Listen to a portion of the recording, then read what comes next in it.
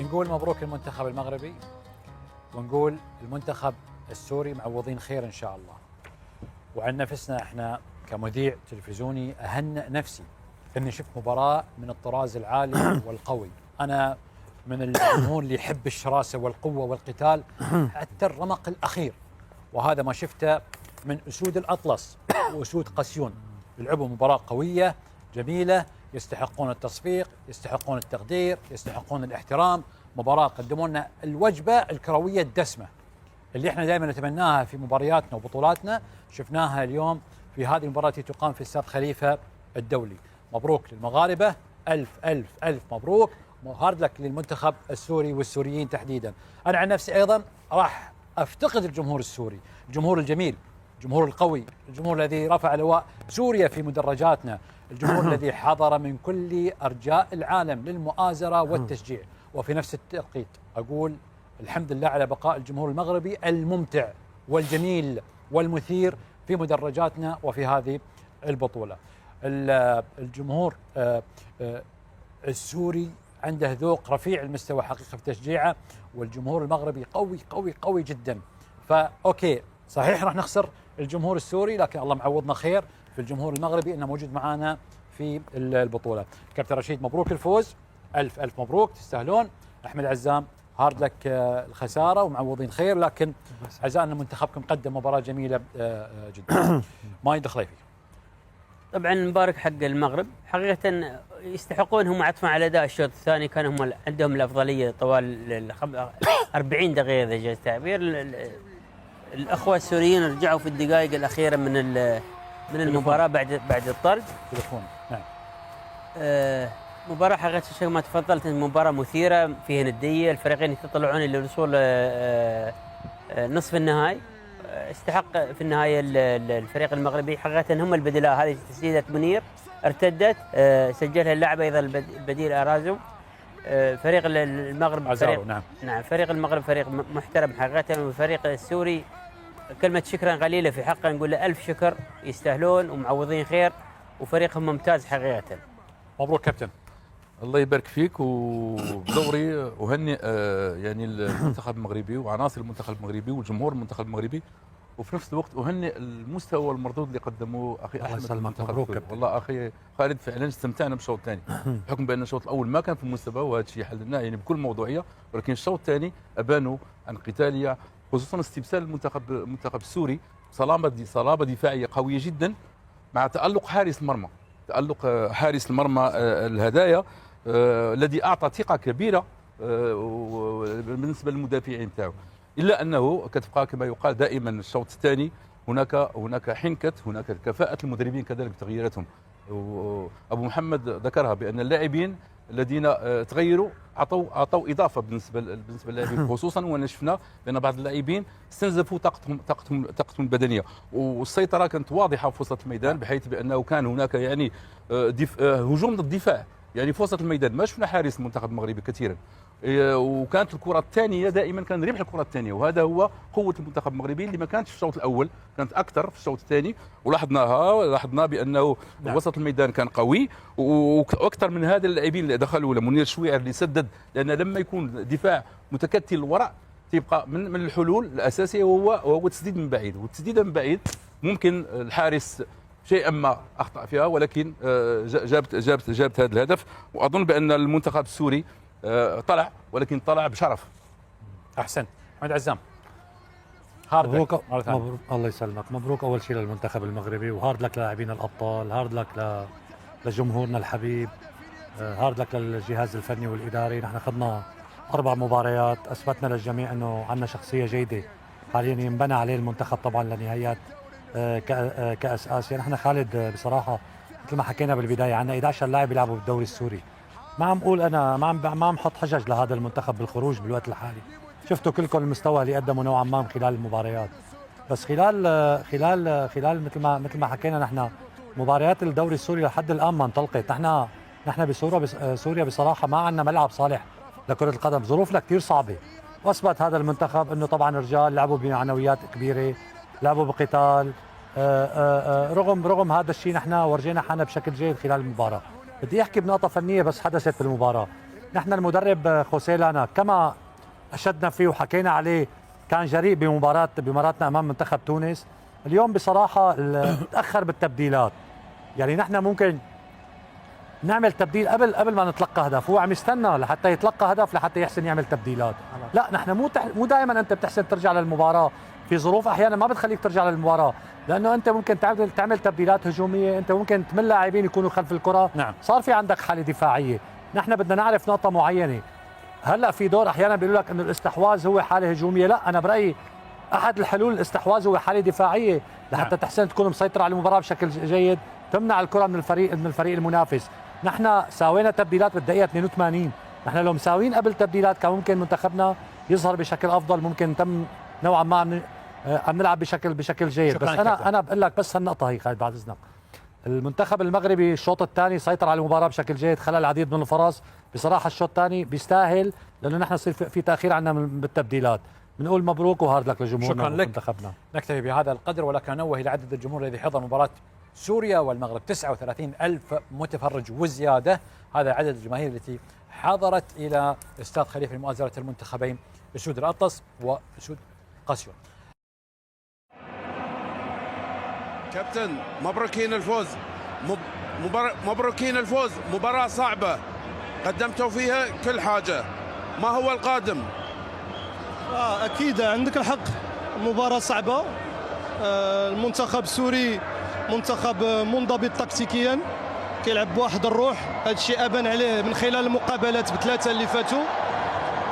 وكنظن على أنه كان واحد المنافس قوي بالنسبة لنا اليوم. احنا عرفنا بأن يمكن مفتاح المقابلة كيكمن في الحفاظ على الكرة، لا كونسيرفاسيون دو بالون، وكذلك في لا باسيونس، يعني التأني، ما يكونش تسرع وأننا نبقاو تايقين. كنظن على أنه الشيء اللي حسناه في الشوط الثاني، وبان بأن الفريق غادي وكيقرب للهدف. الحمد لله على هذا الانتصار اللي كان انتصار ثمين بالنسبة لنا. الحمد لله فريقنا غادي وكيتطور، غادي وكيتحسن وسط هاد لا كومبيتيسيون، وهذا شيء مهم بزاف. الفريق اللي كيطمح باش انه يكون كل مقابله افضل من المقابله الاخرى. كنشكر الرجال على النفس ديالهم، على الروح ديالهم. عندنا لاعبين اللي منهوكين بدنيا، ولكن مع ذلك كيكومبونسيو بالقلب ديالهم وبحب الرايه الوطنيه والدفاع على الالوان ديال كره القدم المغربيه. فشكرا كثير لهم. المواجهة القادمة تتمنى الجزائر أو الإمارات؟ والله ما يعني في هذا كما قلت لك، في هذه الادوار هذو كيوليو جميع المقابلات كيوليو غير كل شيء صعيب، اي ما حدنا كنزيدوا في دور موالي وحنا كتزيد الصعوبات اكثر. فالفريق اللي غادي ينتصر هو اللي غادي يكون يستحق الانتصار، غادي نخوضوا معاه المقابله ان شاء الله. شكرا كابتن. شكرا لكم مع لاعب المنتخب المغربي سعدان، ألف مبروك، يا له من تأهل في مباراة صعبة للغاية. أول شيء أبغى أبارك للشعب المغربي، الحمد لله مباراة ما كانش سهلة، مباراة تأهل، تعرف خروج المغلوب الحين لازم تكون مركز. احنا اللي صعبنا، قلت كانت مباراة صعبة، احنا صعبنا على أنفسنا في آخر 10 دقائق، ممكن ما كنا مسؤولين أكثر. المباريات هذه كتبغي مسؤولية، والحمد لله غادي نتعلم منها المباراة هذه، وإن شاء الله المباراة الماجية ما نديروش نفس الأغلاط إن شاء الله. أتيحت لكم الفرص للدخول بنتيجة إيجابية وعدم الانتظار حتى اللحظات الأخيرة. أول شيء الجمهور المغربي خاصو يعرف احنا درنا ماتش واعر، درنا ماتش كبير وما ماركيناش، وفيما بعد مرات ما كديرش ماتش مزيان وكتربح. كرة القدم كتآمن غير اللي كيفوز. عندما شافوا الأداء كان ممتاز وما تأتاش لنا الجول، والحمد لله كنا بقينا مركزين، بقينا ضاغطين، حاولنا وتأتينا الجول في الدقيقة 70 ما أعتقد، أواخر 60 70. دور نصف النهائي الجزائر أم الإمارات؟ أول شيء كنتمنى لهم التوفيق مع بعض، الجزائر ولا الإمارات. أول شيء احنا نشوف أنفسنا بعدين نشوف الباقي. حبيت استغل حضورك، اللقطة اللي راح فيها إلى الفار، كيف كان قلبك يا مروان في تلك اللحظة؟ عادي ولا عرفت، كنت لمس الكرة، كان تصادم، كرة عادية. حتى كلمت الزملاء حقي قلت لهم ما فيهاش يعني ضربة جزاء، والحمد لله هذا الشيء. ألف مبروك، شكرا جزيلا. عودة إليكم. How would you rate this game? كيف تقييمك لهالمباراة؟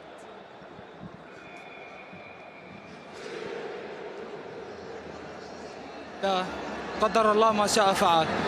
المباراة كانت قوية جدا مع منتخب المغرب، منتخب محترم جدا. نحن كان طموحنا نوصل يعني نصف نهائي أو نهائي، والحمد لله رب العالمين. هارد لك لجمهورنا ولاخواتي اللاعبين والكادر، ومبروك لمنتخب المغرب. شكرا كثير. ثانك يو.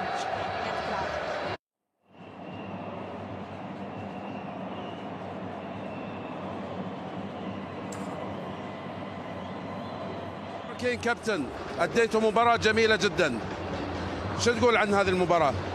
اول شيء كنبغي نشكر اللاعبين كاملين على المجهود اللي قدموا. ماشي سهل، كل 3 ايام مقابله كنحاول اننا نعطيو الماكسيموم ديالنا. كنبغي نشكرهم على المجهود ديالهم. كما كنقولوا حنا عائله وحده وكل واحد كيساعد الاخر. ومن هذا المنبر كنبغي نشكر الجماهير اللي كل مره كنلقاهم بعدد كبير كيساندونا، وكنهدي لهم هذه المقابله هذه، وان شاء الله نساو هذه المقابله ونفكروا في مقابله جايه ان شاء الله. المباراه الجايه اصعب بتكون ان شاء الله. واكيد كل مقابله كتكون صعبه ولها الحسابات ديالها. كما قلت لك المجموعات كانت صعبه، الدور الربع كان صعب، والدور النصف اكيد غيكون صعب.